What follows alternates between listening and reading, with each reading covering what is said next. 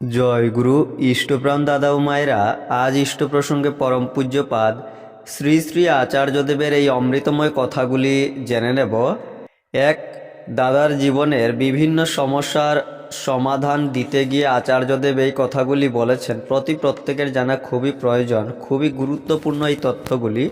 ভিডিওটি প্রচুর শেয়ার করবেন যাতে সবাই এই তথ্যগুলি জানতে পারেন। এই চ্যানেলে নতুন হলে চ্যানেলটি সাবস্ক্রাইব করে পাশের বেলটি বাজিয়ে রাখবেন। গুরুত্বপূর্ণ তথ্যগুলি জেনে নেব বিস্তারিত। আচার্যদেব বলেছেন, মানুষের কাছে না গেলে মানুষকে ভালোবাসা যায় না, আর মানুষকে ভালো না বাসলে ঈশ্বরকে ভালোবাসা অনেক দূরের কথা। তাই প্রতিটা দাদা মায়েরা আপনারা একটা দিন করে বেরোবেন, ঠাকুরের কাজ করবেন, দেখবেন জীবনটা গুটি পোকার ওই জ্বর থেকে একটু একটু করে বেরিয়ে আসছে। আমাদের মনটা হলো রেলগাড়ির মতো, কখনো সে সামনের দিকে এগোয়, কখনো পিছনের দিকে। সামনের দিকে এগোয় মানে সে দিনরাত ভবিষ্যতের কথা ভেবে চলেছে, আর পিছনের দিকে মানে সে তখন বর্তমানে নেই, ভাবছে পিছনের কথা। তাহলে পূর্ণভাবে সে কখনোই বর্তমানে থাকছে না।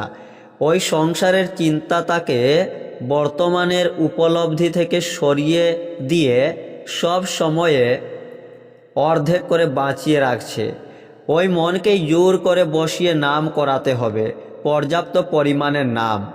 48 ঘন্টা এরকম করলেই টের পাওয়া যাবে মনের পরিবর্তন ঘটে গেছে।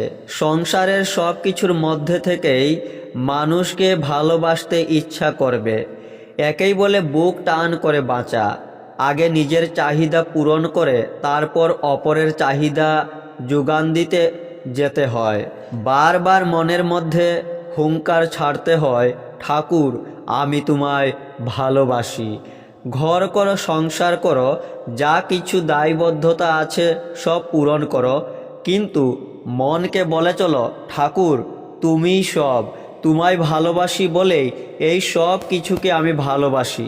দেখবে এই সংসারটাই কেমন করে দায় থেকে মুক্ত হয়ে লক্ষ্য পূরণের আনন্দে নেচে উঠছে। জয় গুরু।